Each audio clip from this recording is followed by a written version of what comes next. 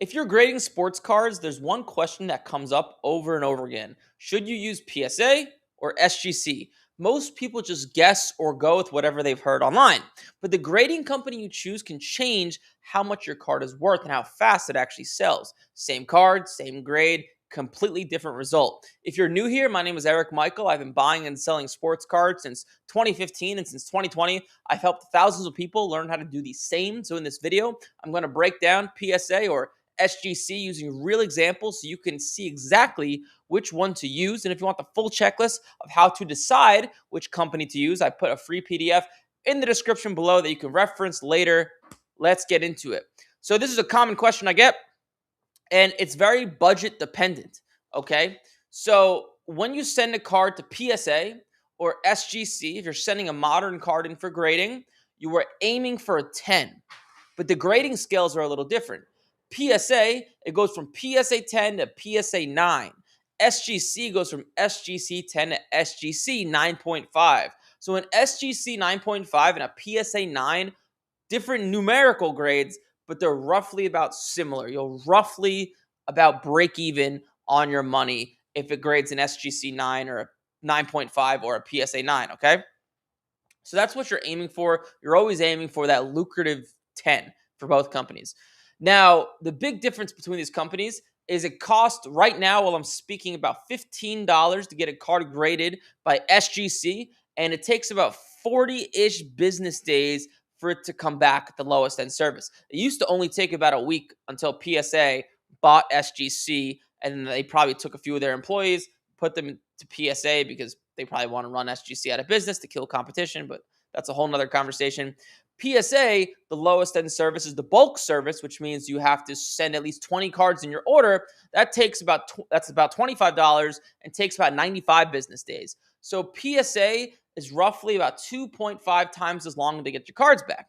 The reason I'm telling you that is because it's very important to distinguish which one to send to, and you know that by your budget. So if you have, let's say, $500 to send on cards, I would most likely tell you send your cards to SGC, not PSA. And the reason for that is, let's take a 2025 Topps Cooper Flag card. While I'm speaking right now, a PSA 10 is worth 130, and SGC 10 is worth about 70. Raw, they're about $20 to $30 in that range. So on the surface, you might say, well, PSA 10 is worth 130, SGC 10 70. I'll just wait to get my cards back because a PSA 10 is worth almost double an SGC 10. Yes, that's right, but it's not just about what's going to make you the most amount of money. The question you have to ask yourself is what's going to make you the most amount of money with the least amount of time, okay? And in this hypothetical example of Cooper Flag, you can send this card of Cooper Flag to SGC, get it back as a 10, sell it for $70, do it again, and then do it again, most likely, before you ever get that card back from PSA, okay? So you're able to turn cards over much fast. Now, if your budget's $15,000, you could continually send cards to PSA and incur that 2 to 3 month wait time, sometimes longer, then it's fine. It's okay. But if you only have $500 or $1,000 and you're going to blow your budget in a week or two, it's best you get these cards back faster and you sell them for cheaper because you make less money in the short term, but now you have cash in your hand and you can repeat that same process again and again before you ever would have got those cards back from PSA. So the term I'm using right now that I'm talking about is opportunity cost. It's not a matter of what's going to make you the most amount of money. It's what's it going to cost you if you don't do it this way versus that way. Whole nother conversation, but it's a question of speed, not just what's going to make you the most amount of money, because the faster you flip cards, the more money you're going to make, okay? Despite the fact that a PSA 10 is usually worth almost double an SGC 10. So that's number one. Number two, if you are newer to sports cards and you're skeptical or maybe you don't have a big budget, SGC might be your answer because not only do you get the cards back faster, but it's about 10 to 20% easier, usually, depending on the card, to get an SGC 10 than a PSA 10. So that Topps 2025 Cooper Flag card I'm talking about 35% of them sent to PSA get a 10. About 53% of them that get sent to SGC get a 10. So not only are you getting them back faster, but if you're newer to cards, you probably lack the skill to actually determine whether a card is worth grading or not. And there's more leeway because SGC is easier to grade cards and get that 10 than PSA. And if you're new to cards and you're spending some money and your wife is up your butt saying, hey, you're just wasting money, this is a scam, this doesn't work, it's best you get those cards back faster and show her, hey, look, I sold these cards, it got a 10, I paid $50, I sold it for 110, there's profit to be made. And your wife or your aunt or your uncle or whoever's skeptical, as soon as they see it works, usually they shut up. So, little piece of advice from someone who's taught this to thousands of people. And then to be a little bit more granular, when you are looking at a specific card, PSA is very stingy on corners. Okay, so 55-45, that ratio is what they'll allow to get a PSA 10. But really, if there's any corner damage at all to a card, it really won't PSA 10. If there's any type of whiting on the back or the card's not a perfect right angle for whatever reason, PSA cares a lot about the corners. They'll knock it off.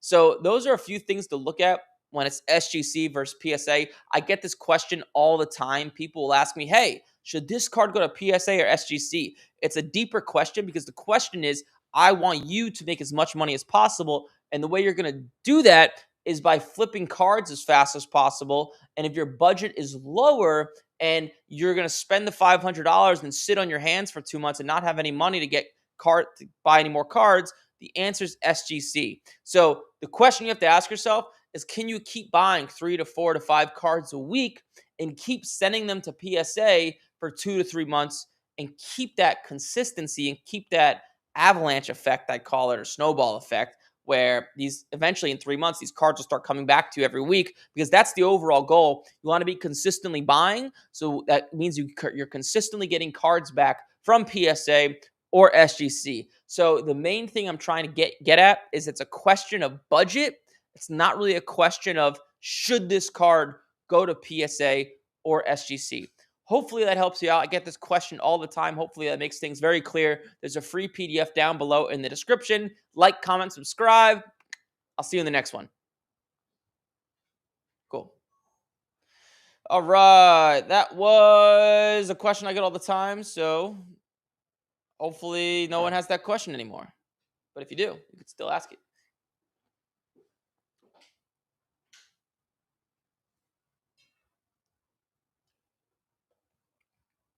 Phone number is live, 813-618-2075. Let's start the callers.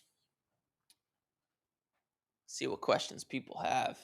I'm going to guess the first question is something related to, should I grade this card? Let's go with that. That might be the first question. And by the way, when you guys do call in, try to don't just tell me your life story. I love to hear it, but people are here to get strategy, get tactics, and that comes from asking questions. So don't just ramble on, please, about a card show you were at and how you had a great time. I love that for you, but ask a direct question so I can give you a direct answer, because that's how people benefit from this. No one wants to hear, unfortunately, how you got into a fight with your wife and cards helped your relationship or something. I love it, and I love to hear about it.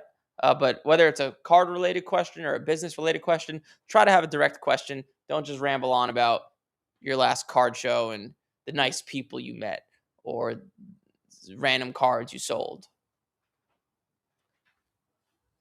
Because if you guys ever notice, when someone starts rambling in the chat, people are like, get this guy off. So I don't want that to happen to you. I don't want people to be mean to you.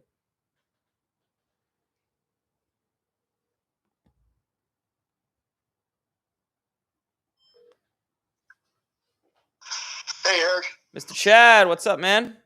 Hey. So just got a couple things. One, Yeah.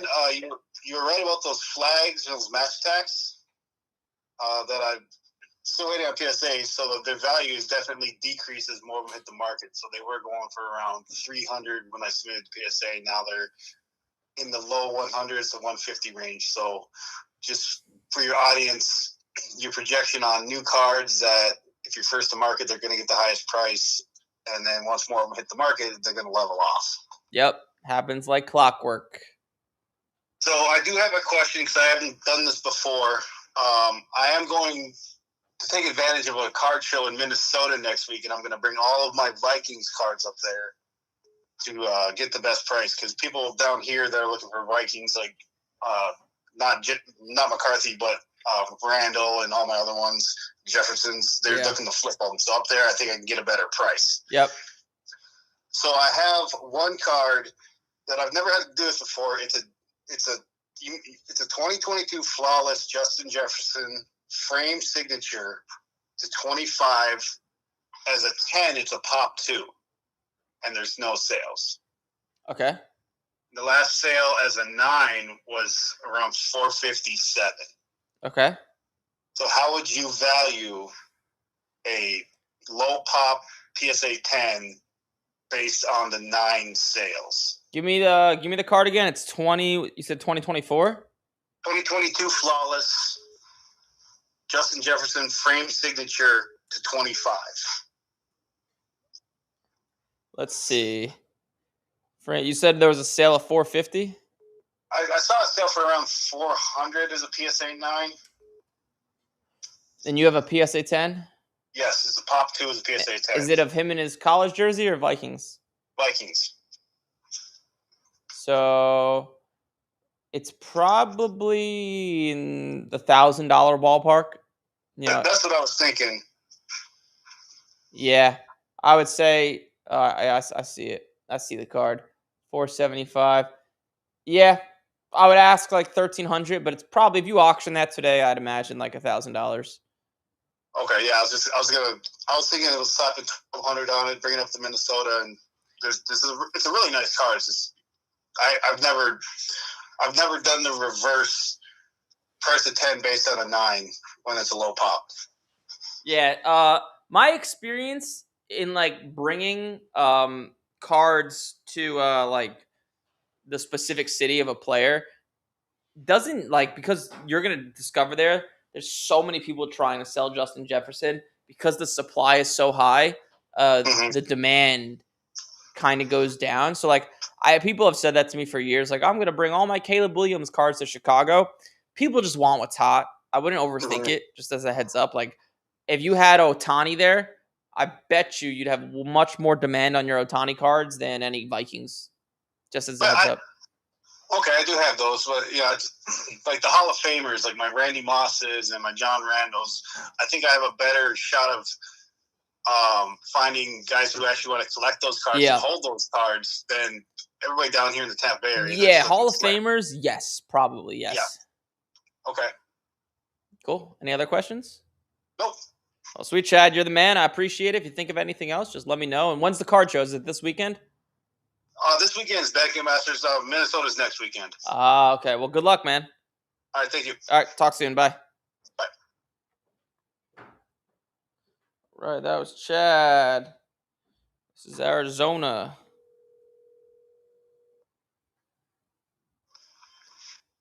Hey, this is Eric. Eric, this is also Eric. Yes. Thanks again for the call. Second time calling in. I talked to you last week, and I know you don't want a life story, but just for full transparency, I'm in Miami, but yes, I went to college at Arizona State, so that's why I have an Arizona number. You're living the life, man. Arizona State to Miami. This guy, you got to be a ladies' man. Hey, well, I certainly am where they are at. That's for sure. So, man, if you ever come out with a course on how to pick up women, I can't say that anymore because I have a girlfriend. But a year ago, I would have paid you for some mentorship. All good, man. That's it. I appreciate all the advice, including that. That's probably not a bad idea as far as making money. Oh yeah. So, yeah, man. Real quick about the my question. On Monday, you got into talking about parallels and refractors, and I guess I just maybe need to make sure is there a difference between the two? So like a silver prism is a refractor, right? But would somebody also call that a parallel, or am I completely off base in believing that? So my understanding from it is let's see. This is Google's saying something different than I understand it. So a parallel is no, it is the same actually. Okay, it's the same. It's the same thing. So it's not the same thing. So a parallel, right? The word parallel means just like on the same plane but equal, right? So a parallel card. Let's take a Caleb Williams orange optic card, and the picture of the card is him throwing the ball. That orange card of him throwing the ball, and then a blue card with the same image of him throwing the ball. That is a parallel. All those cards that have the same image are a parallel. They're the same image, just different color. Does that make sense? Okay. But not every card is a refractor. Like a Bowman or a Topps Chrome, or like a Donruss rated Caleb Williams card is not a refractor. It might just be like it's very confusing, and honestly, it doesn't even matter because I don't want to confuse you. But like a card like this wouldn't be considered a refractor. I'm sharing my screen. This is 2024 Donruss Caleb Williams jersey number, but this card could have other parallels. So a refractor just means like the surface is shiny. That's what it means. Yeah, and like of course they got all the different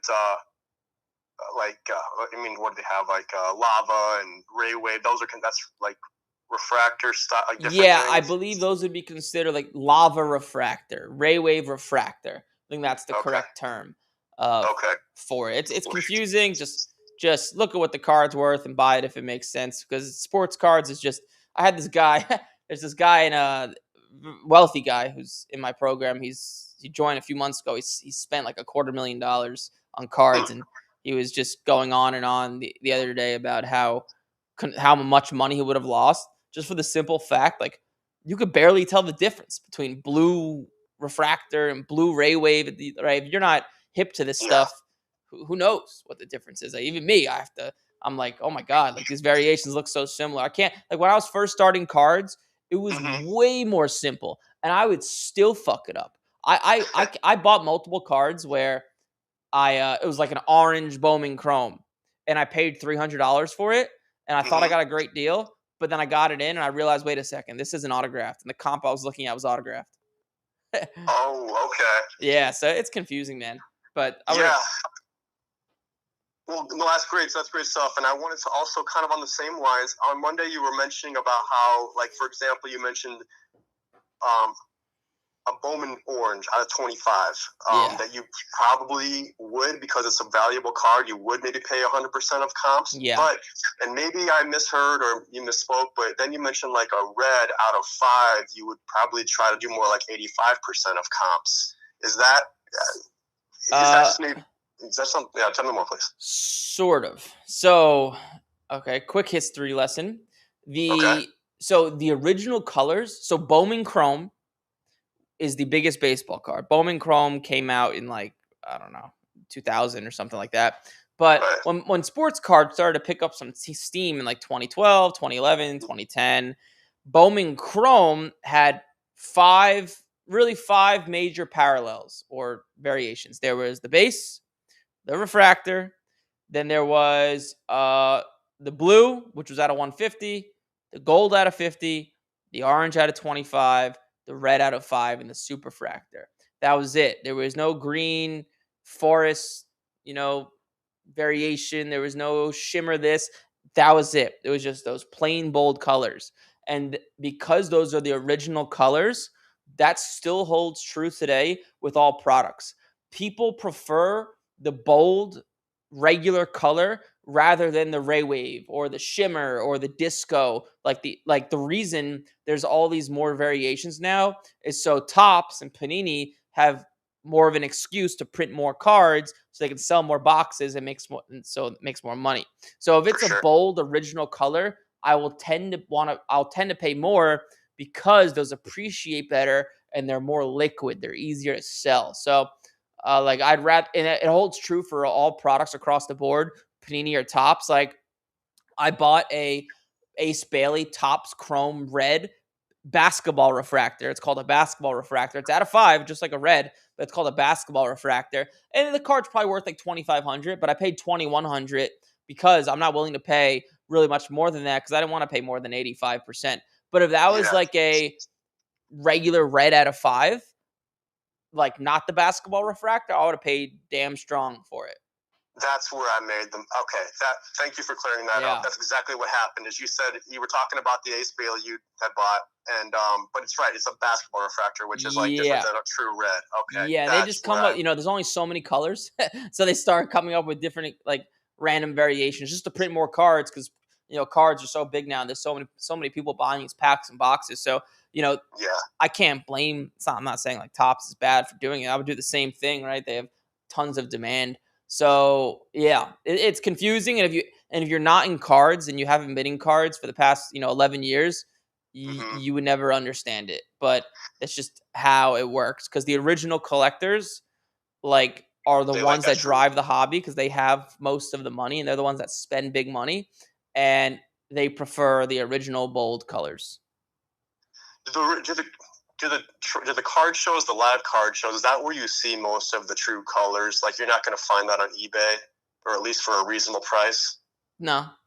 It's just they're more sparse because, or I don't know if that's the right word, but they're more scarce. I guess that's the right word because those get held by collectors. So if I'm someone that likes CJ Stroud and I want to invest in him and I have $30,000 to do so, I'm gonna aim to buy the orange prism, the prism doesn't really relate, but like let's say Bowman Chrome, right.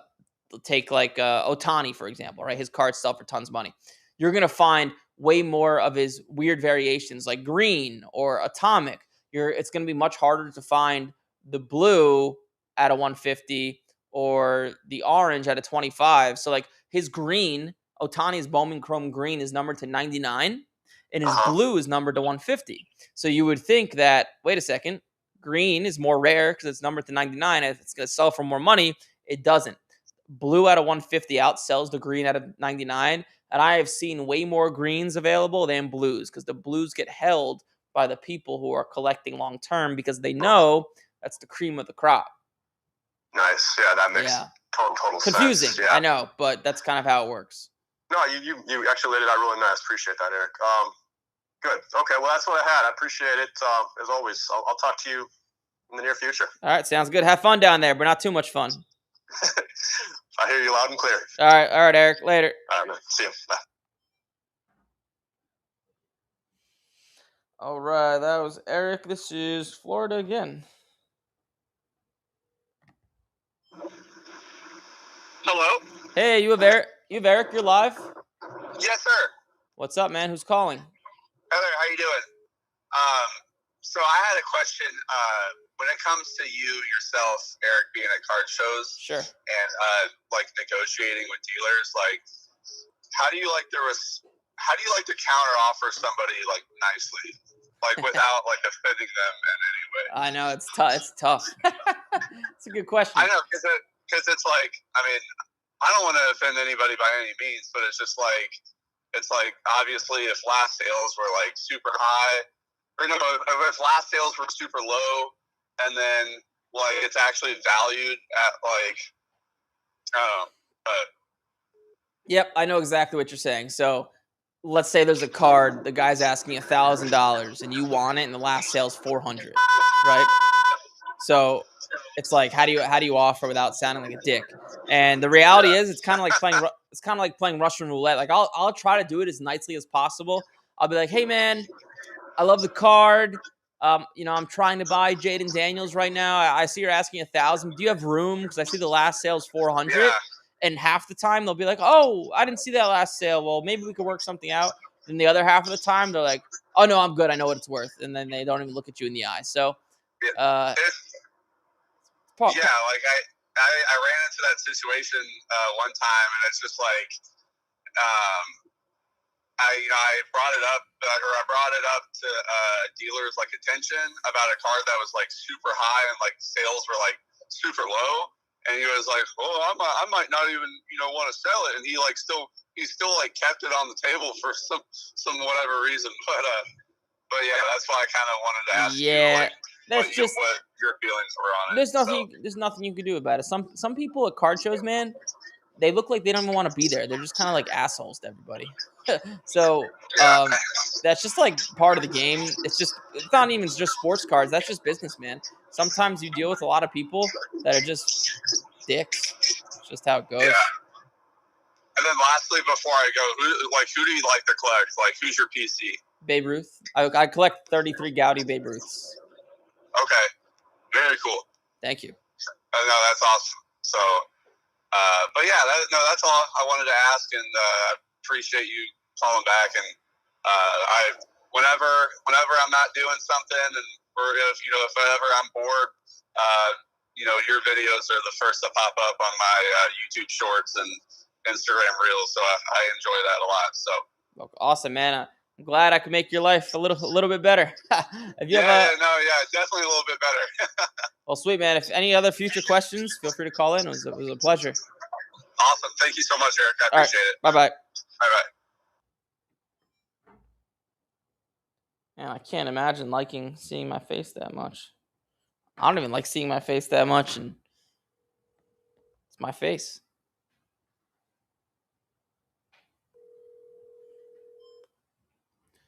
Hello? Hey, you have Eric. You're live. Hey, this is Lars from Kansas again. How's it going? Lars, what's up, man? How's it going? Good, man. Hey, I don't mean to be this guy to ask about a card, but I need your help with the card, if that's all right. Okay. At least you acknowledge you're being that guy.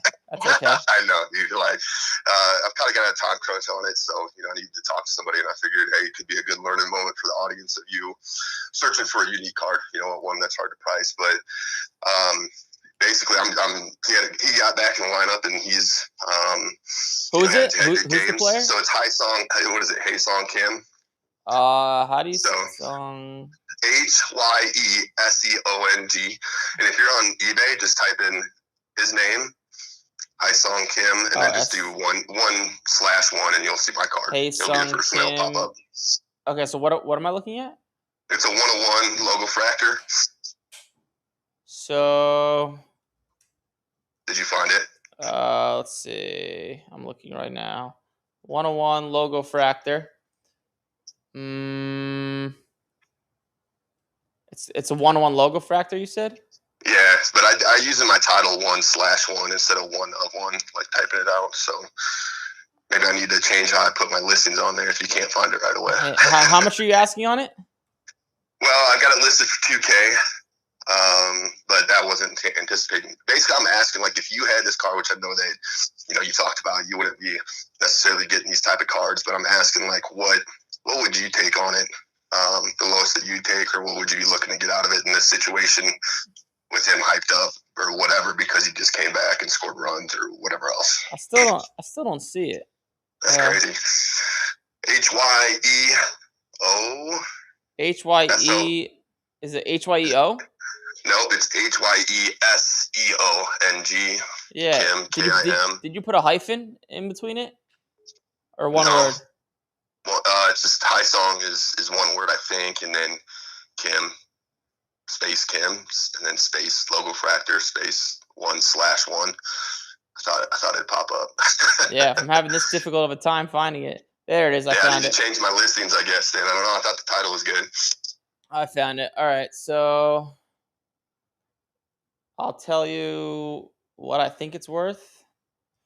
Sometimes I insult people when I give them. No, it's all good. I already got tons of offers, so I'm kind of seeing if I should accept those offers or not. Let's see. Without telling you first.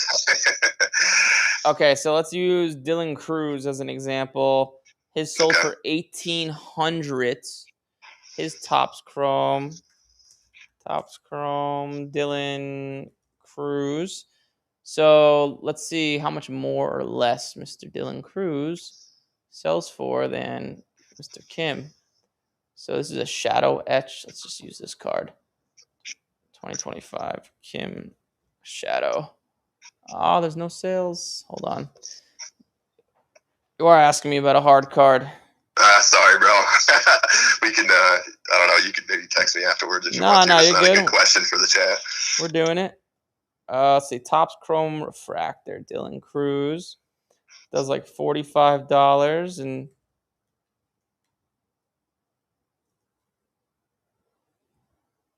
is Haesung Kim in Topps Chrome? Yeah, he is. He is. Yep. Yeah, I mean, he is. Yeah. yeah. Okay, so where are you? Hold on. I'm getting there. Okay, so it looks like they sell for about the same, honestly. Well, oh wait, I'm not looking at PSA 10s. Hold on a second. Let me put in PSA 10. So Dylan Cruz does like 30 to 40 bucks as PSA 10. Kim does like the last one did 50, but before that, they're in like the same they're in like the same ballpark. I'd say like $1,700-$1,800. Okay, cool. Yeah, in that range, yeah. Yeah, so the highest offer so far is $1,700 on eBay. Obviously, I'm taking out a fees on that. So yeah, that's not bad. I mean, what are you into it for? It's one of those that we talked about last time, like my buddy's consignment. So yeah, I'm in it for nothing. I'll just take a little chunk of it. I'm not going to take 20% on it because it's a bigger card. So yeah, I would. It's probably worth a little bit more than Cruz. So like, I mean, I guess 1,800 is what I'd hold out for. Okay, cool. That's what I was wondering, if they were in the ballpark with that number, or if I'm thinking too much, and I answer my questions about where I was thinking. So if he's hot and you wanna gamble, you could always auction it. That's true. But he just had one good game, so I'm worried Yeah, that you don't know. That auction again. could range in value, No. like depending on what he does that night. So Yeah, absolutely. He just got in the lineup and scored a bunch of runs, and then Freeland, I think, accounted for all of them. So kind of he's hyped up like today. So I kind of told my client that I think it needs to be moved today, personally. So yeah, I wouldn't mind taking the 1,700, but in that range. You're right there. cool. And then while I got you on the phone, what is your? I mean, I can tell you the numbers on it, but you have a lot more experience. But how liquid is it if you were to grade? Like I have a Drew Brees auto that's a silver prism, and like the PSA 10s do 2x, but I'm just wondering if it's worth grading. I know Silver Prism doesn't have a high gem rate, so like, do I even risk doing that? Like, if you had a card like that in your possession, or not? I don't know how hard that'd be to move. I've never really moved vet autos before. Yeah, veteran. Yeah, it's not hard to move, but you're kind of like asking me, is this girl pretty? And I can't see what she looks like. So it looks good, man. Yeah, for sure. What's the gem rate on it? There's not, because it's out of 2025 Prism Black, so there's not necessarily. I didn't have a direct. I mean, there's no PSA 10s of it yet, but just like all silver prisms, what are they, like 15-20%? So yeah, that's kind of what I figured. Yeah, it's a Drew Brees auto, you said? Yeah, it's Prism Black, silver, and it's an auto. It's a new product. So I'd grade it if you think it looks cool. good. Yeah, it has one dimple, but would you? I mean, like you said, kind of took your advice. Say if there's like one dimple, maybe two, still set it in. So should I still go with that when it comes to silver prisms? It's dependent on how big. One, you can barely. Yeah, it's super small. Yeah, then I'd send it in if it's small. Cool. All right, man. Well, I appreciate you, and thanks for taking the time for that. And that's probably my only card question I'll ever have, so I appreciate it. Sounds good, man. I appreciate it. It was a good one. All right. Yeah, thanks. Thanks, man. All right. Bye. See you. All right, that was Kansas. Oh, we have a Canadian caller. That was man. We got a lot of callers. Is it Drake? Could be Drake. Surprise, Drake's coming on now. I'm kidding. Hello? Hey, you have Eric. You're live. Hey, Eric. How's it going? What's up, man? Who's calling? Anthony, Long Island. Oh, Anthony. I should probably save your number, but what's up, Anthony? Good. 2 quick points. I just started recently using the Card Ladder app subscription, and I noticed if you go on eBay, if someone's selling something, buy it now, whatever it is. Let's say $300, and I go to Card Ladder, and it says like $50. Probably yeah. Well, because if it's an or best offer, Card Ladder will show you what the offer accepted was. Just because the guy was asking $300 isn't that doesn't mean that's what it sold for. Yeah, so I mean, I feel like you should always cross-reference with Card Ladder because sometimes these prices are pretty off. Oh yeah, they're way off. eBay doesn't show you what the offer accepted was. That's why Card Ladder exists in some of these, some of these apps. Okay, yeah, because I mean, I go to Card Ladder, I see what the basic idea, what the price went, that people bought it for, and then I'll just use that to go back and make an offer on the eBay sale. Yeah, that's the correct way to do it. And a lot of times they decline it. That also happens a lot. Last question was, I texted you guys last night, and my dad gave me these cards, and I have this Mickey Mantle card, and I was wondering thoughts on it. I did send a picture in on it. It was a 1963 Mickey Mantle Topps 200 on the back, and I mean, it's not in great condition, but like, would you sell, grade, or hold on to it? I would send it to PSA. A one is $160, $200. So the least you could do is get it graded. Okay. Okay. Yeah, I got a couple of them like that, so I was just wondering what to do with those. Yeah, I'll grade them at PSA. And grade them and then sell it, or you think, or hold on to it? It's just going to increase in value. It will most likely increase in value slowly. So it just depends on your goals. Like, do you want to start flipping cards? I'd probably use that cash to start flipping cards instead because you could turn it over way faster. But it will most likely increase. Okay, like an investment. All right. So yeah, that's all I had today. I appreciate everything you do. So thank you. Thanks, Anthony. Take care. All right. Bye-bye. Bye-bye. Holy shit. We are littered with people calling. This is insane. NE, Nebraska, I believe, right? We don't get many Nebraskas.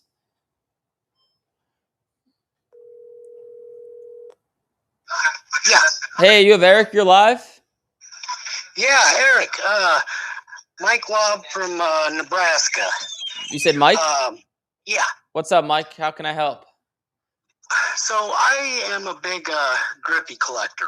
Okay. And I have quite a few, probably about 60 to 70 grippies, late 90s, early 2000s, some from the mid 90s. There wasn't a whole lot numbered back then, but not all of them are in, they got corner dings. They're not all in the best condition. Do you think that is something I should grade, or should I leave those raw? Generally speaking, leave raw. It's not worth grading. Those cards from the 90s are only worth it if they're going to get a 10, which is very hard. So I wouldn't grade them. Okay. My other question is, I have a grippy that I got out of 2025 Boys of Summer, and it's numbered to 20. It's numbered to 10, and it's 10 of 10, and it's an auto. And I've been thinking about grading it, but I'm kind of got concerns about the upcharge. I'm wondering if that was to grade at a 10, do you think there would be an upcharge on that? What's it worth? What are the sales? I think I seen 5 and 6. 100? Yeah, for raw. I think there might have been one. Boys of Summer. See, oh, that's a sick card. Wow, look at that. That's a super nice card with the American flag in the back. Yes, beautiful. And I got the 10 of 10. Wow. This is sick. All right, would there be an upcharge? Let's see. Let's find out. So you get upcharged. Let's just look at where PSA's at right now. PSA. Let's go to the PSA website. So you could just look on the PSA website. I'll explain what this means. Hold on. If it loads. Come on. Come on, PSA.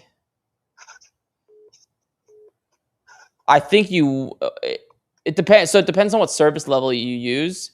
But okay. Okay. But so the card's worth, so by the way, if you get upcharged, that's a good thing. It means you're probably making money. And the most you'll get upcharged to at most is $80 because that's up to $1,500. So and like get it. Like if the card's worth at least 1,500, you're gonna get upcharged so the total price you're paying to get it graded is $79.99. So the card sold for $650 raw. I saw at most they would value it at $1,500. So it depends on what service level you send it in, but yeah, you'll get upcharged like $20-$30. Sounds like. Oh, well, that's not bad. No, yeah, you only get upcharged a lot if it's really expensive, but then it means you made a lot of money. Like I got up on a Wembanyama card, I spent $150 to get it graded and got a 10, and then they upcharged me $400 or $500. But then the card's gonna sell for like 14 to 15 grand probably. Oh, right. Yep. Okay. And one other quick thing. There's so much going on with the grading now. There's so many videos popping up with how the fluctuation on what you can get when you send cards in. In your personal opinion, what do you think? I just feel like at some point it's all got to come to a head. Something's got to change or give a little bit. What's your personal opinion on where you think the future of the grading is going to be going? Eventually, there will be a company that'll rival PSA. This sounds cocky to say, but I'm very convinced that if I put my full focus into it, I'm not going to, but if I did, I could create a company that rivals PSA. There will never be AI grading or robot grading. The reason being is because it will dilute what grading means to a card, because then if an AI is grading it, someone will just come out with another AI that knows what that AI looks like, and then you could just know if a card's going to get a 10 or a 9 before ever sending it in, and then it kills the whole purpose of grading. Right? Oh, I see what you're saying. Yep. Yeah. So that like PSA has billions of dollars. You don't think they've thought about, let me eliminate all these employees and just use robots and AI to grade these cards? Of course they've thought about that, right? They're not stupid, but that's the reason they don't do it. It would kill their business. So that's number one. Number two, eventually there will be a company that rivals PSA, right? 5 years ago, you would have thought that no company could ever rival Google. Well, guess what happened? ChatGPT came along, and then Claude, which is killing ChatGPT. So every monopolies don't last forever. I actually think that it's a huge opportunity to create a company that rivals PSA, because Beckett and SGC, they suck. They sucked before PSA bought them. PSA has a monopoly on the business, which is great for them. But you would just need to create a company and have a lot of money, because it's very expensive to start a grading company. Those machines they have and all the insurance you would need, and you need a lot of employees. But it's all about the marketing and using influencer marketing and paying guys like someone good to pay would be like Mark Cuban. Have him show off. Let's say I created a company called Eric Michaels Grading, and I paid Mark Cuban like $10,000-$20,000 to show off his cards in my grading slabs. That would build that trust much faster, because that's all a PSA is, right? They have a monopoly because people trust them because they've been around a long time. So you have to be able to gain trust very fast. Like if all these shit grading companies versus PSA, they're relatively the same thing. It's just a card and a holder, but it's about brand and trust. So that's my opinion. You could tell I've thought about it. Yeah. It's just something I've been back and forth on a deal. I just started selling into the hobby full time, and grading, I know that's where you can make the money at, and I'm just so nervous about going too far into it and things getting flipped upside down and sinking. Well, anything can happen, but with risk comes massive reward. Obviously, there's no reward. There's no a lot of reward without risk. I mean, if you're uncertain about the future of cards and grading, I mean, sports cards have been around for 100+ years, and grading has been around for 20-30 years, and it's just going up and up. And the reality, once again, this is not for me to come off like an asshole here, but the reality of why you lack confidence in cards is because you don't have the proper skill set to make money yet, right? If I've never shot a basketball before, I would be not confident in my ability to play basketball, just like you're not confident in your ability to play sports cards, essentially.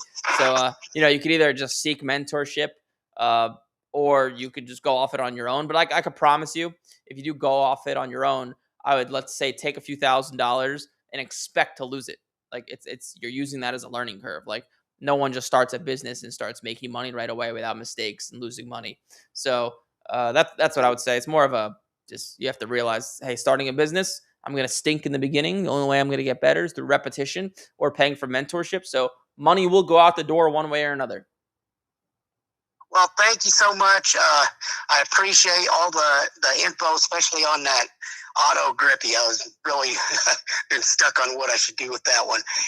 Yeah, grade that puppy. I'm definitely going to now. And you think PSA? Yes. For grading that? Yep. Okay. I would use PSA, and I would send it with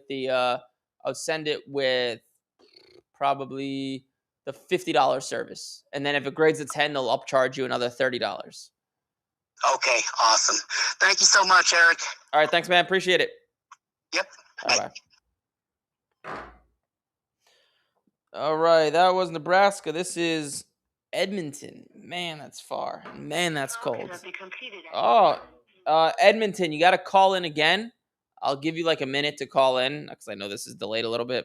You got to call in because I guess the phone doesn't let me call Canada, but it lets you call me. So I'll give you like a minute to call in. Mr. Edmonton, sorry I can't call you back. Mark Cuban going to do a promo for 20 grand? He probably would. Like a 45-second video. I think he would. I don't know. Everyone has different prices. But just, just a quick little Instagram video. Hey, I'm Mark Cuban, and these are my cards with Eric Michael's Grading Company. Has a good ring to it, right? EMG, Eric Michael Grading. EMG, Kavi. Start it up.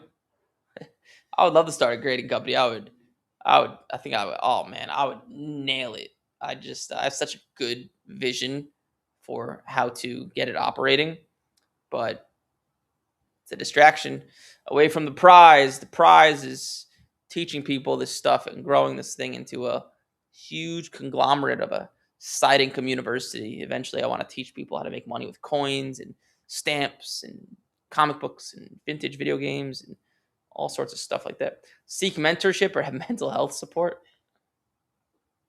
Edmonton, you got 20 more seconds to call me, or else I got to hop to the next caller, my friend. We have a big queue. I know it's delayed, so I'm trying to give you a little bit of grace here. And 10, 9, 8, 7, 6, 5, 4, 3, 2. Sorry, Edmonton, Canada. I'd love to talk to you because we don't get a lot of Canada, but I got to move on to the next. This is, well, I guarantee you he calls. How much you want to bet he calls? Like in 5 seconds.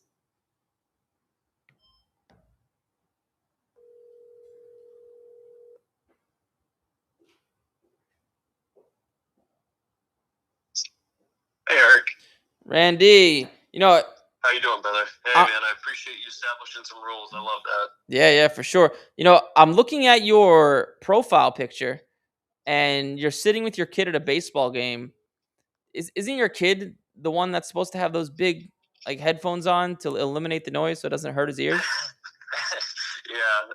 So yes, 100%. So but he is also the most stubborn 4-year-old probably in history. So you're wearing the baby headphones in the picture. Yes, 100%. Yeah, this is, I don't know how well you guys can see that, but that is Randy wearing baby headphones, and his baby's not wearing the headphones. I don't know how well you guys can see that, but yeah, I just realized that. I was like, those don't look like Beats or AirPods. That's hilarious. Question for you. Yeah. So this would be good for anybody, just because there's a lot of them out there. First off, any good Facebook groups to join when it comes to cards, but also any tips and tricks for avoiding getting scammed? Yeah, great question. So join them all. They're free. Bigger the Facebook group, the more active it is, the better it is. There's a good one called Prism. There's a good one. A good one called Old School, but I doubt that you have to be really vouched to get in there. There are secret Facebook groups where you need to know people to get vouched in. If you just type in sports cards and just start joining them all, you'll have no problem. There's no better or worse one. And then how to avoid getting scammed. So if you're buying something, what you want to do is create a vouch. Well, first look and see if their Facebook wasn't created yesterday. That helps. Right. And then you could ask for a video of them with the card. You could also create a vouch post, but you got to be careful because scammers, what they'll do is they'll have Yeah. other profiles that'll vouch for them that are also them. So look into the profiles and make sure they have legit pictures of their family. It's been around a long time, because now with AI, you could really make anything. So that's how to avoid getting scammed from buying, from selling. Take a video of you shipping it and it actually going out and you putting it in the package, because people, the most common way they'll scam is just say they haven't got the card and they did. So Yeah. that's Cool. that's how to avoid getting scammed for the most part. Nice. Cool. And then one last one for you. Traveling with your cards, how do you go about that at the airport? I know it's a super random question, but I was just like, no, these are great questions. These are things I struggled with when I first started. So I don't put them under the plane. I use a Zion case. I think it's called the Zion case, that black one. And there's a bunch of card cases though, and I just wheel it around the airport. And I make sure it goes on top of the plane with me. And if I have luggage, I'll put the luggage on the bottom of the plane. And cash, I travel with a lot of cash. So like depending on the city, sometimes they stop me and ask me why I have so much cash, and I explain to them about sports cards. But yeah, just don't let it leave your side. I mean, I know one guy, I won't say his name, but he travels with millions of dollars in vintage cards. He goes with his like 3 sons. Each of them have 2 Zion cases, and they each put it on top of the plane. It's crazy. But yeah, it's just don't let it leave your side. Okay, yeah, that's what I thought too. Just because I was like, there's no way. Like, you got brass balls if you're putting it on another plane, but hey, everybody does it different. So I figured I'd just ask to make sure. Yeah, and also just keep in mind the airport is way safer than a card show, right? Card 100%. show, there's tons of thieves, and I'm sure they exist at the airport, but the airport's behind security, so all those people will have a ticket going somewhere. So, yeah, I wouldn't be concerned about the airport. I'd be more concerned about the card show getting stolen there. Yeah, 100%. Cool, brother. I appreciate it. All right, thanks, Randy. Yep, later, brother. All right, bye-bye. All right. I thought I saw Safe. Safe, did you call? Oh, shit. I'm sorry, I skipped you. Oh, man, you probably hate me now.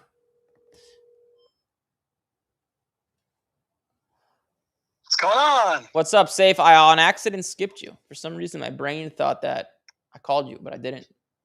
No problem. No problem. I'm not too worried. I mean, I enjoy watching, and of course, I enjoy participating as well. But watching is the main thing that I enjoy. Well, cool. How can I be at your service? There is I noticed that there's the person with the Griffey. I mean, there's one trick that actually works very well with avoiding upcharge for certain cards when they send grading, is that if they are not, if they are new and they don't have comps anymore. So, but the odds of there being a comp in the next few weeks are most likely high if the card's new, right? I would imagine. No, I get it, but they only count the comps on graded cards. So, for example... I see. So there's no PSA 10 comps. Exactly. So what happened is that, for example, I have not been upcharged for that card that we discussed, the Schaefer Outburst.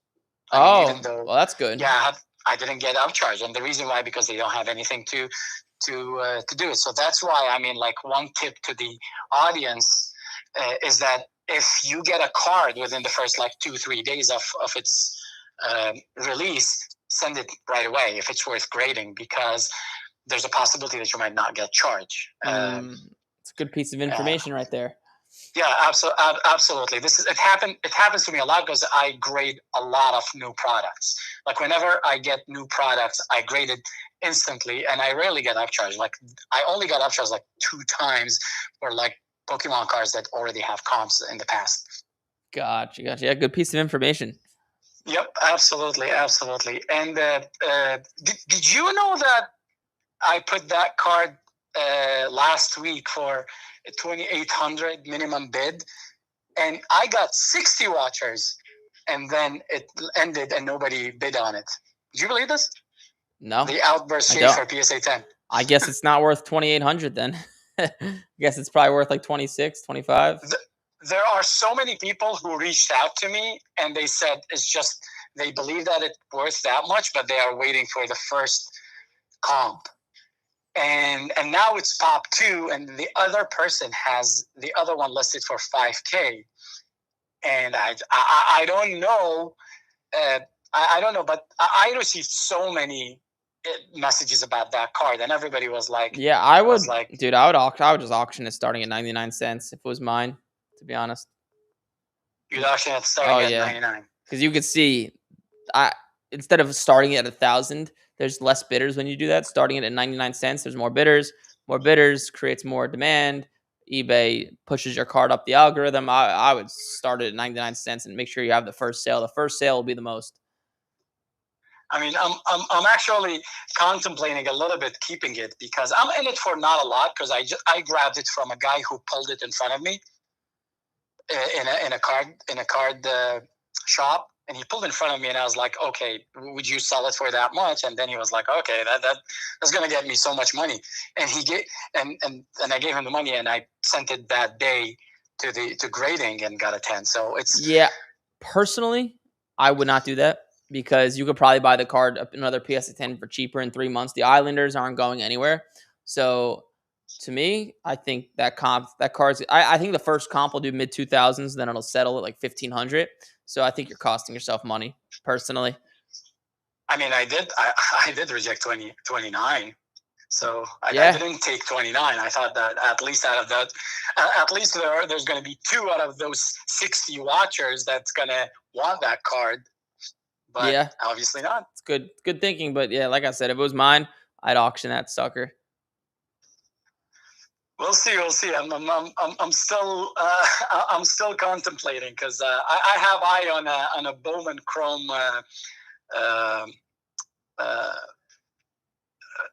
Otani, the PSA 10 one. Nice. And I want to buy this one, so I want to kind of like maximize my return. Yep. But anyway, last question. So I'm gonna let you go because I know that's the end of the show almost.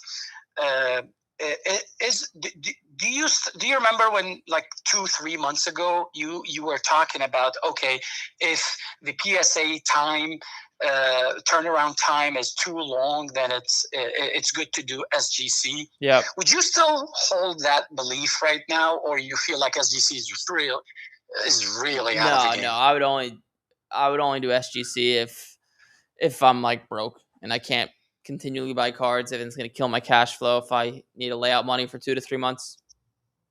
So you wouldn't do it just for turnaround time, like to get it quicker. You would you would upgrade the service for PSA. Yep. To get it quicker. Yeah. Okay. I get your point on that. Okay. Well, thank you so much. I'm gonna let you go to the line or queue as you call it. All right. Thanks. Safe. Okay. Have a good one. See you later. All right. Last one, Adam. I'm sorry I skipped you too. It's just so many callers. This is the last one. I'm sorry, guys. I gotta head out after this.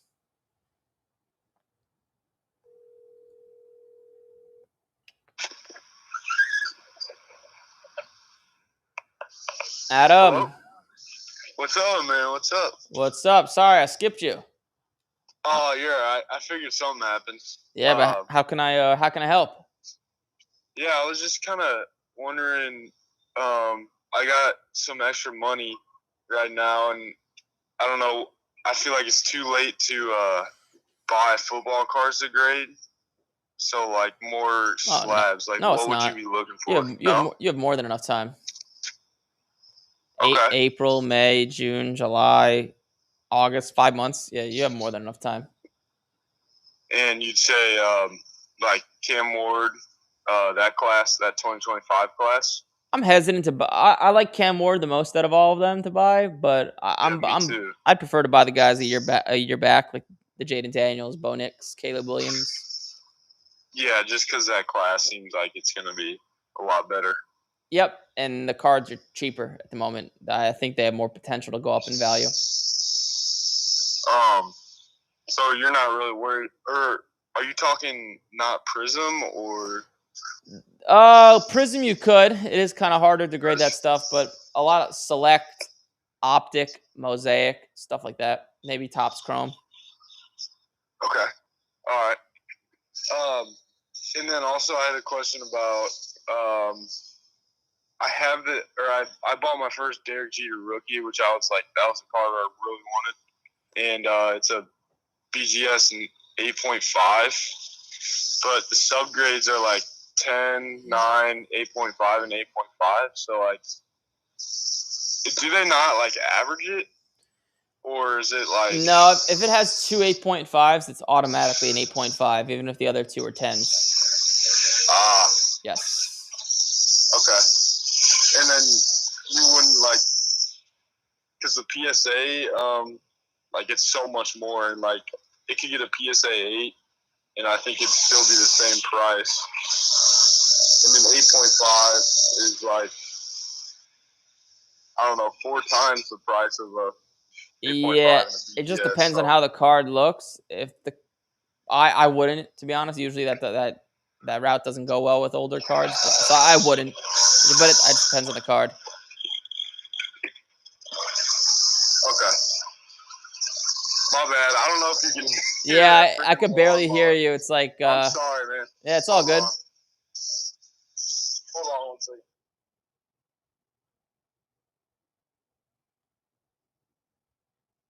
God damn. Cool, but any other questions? No, that's actually it, man. Well, cool, Adam. Thanks, man. I appreciate you calling in. All right, thank you very much. All right, bye-bye.